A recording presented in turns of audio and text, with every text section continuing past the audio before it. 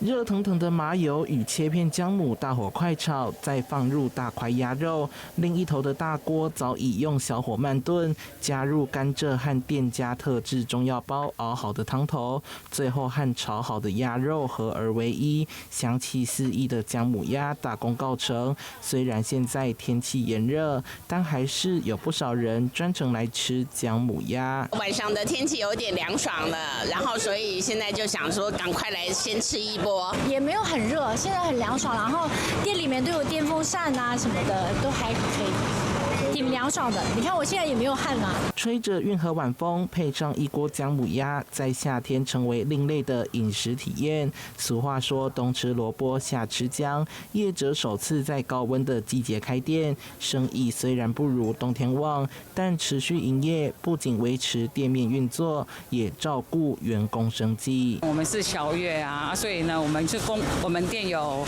優惠價給顧客，內用的話一份就是199。鍾醫師表示，夏天雖然炎熱，但不少人長時間待在冷氣房，又愛喝冰飲、吃冰，容易讓脾胃受寒。因此，夏吃薑並不是進補，而是透過適量吃薑，幫助保護脾胃，維持身體平衡。我們提到的薑的一個部分，其實是它有點散寒化濕的效果。民眾如果最近發現自己常常好像覺得胃口好像變得比較差啊，或者是肚子會脹啊，全身好像很沉重等等，這樣的話，其實就是我們中醫說可能有一些寒濕濕氣，所以其實我們會建議還是在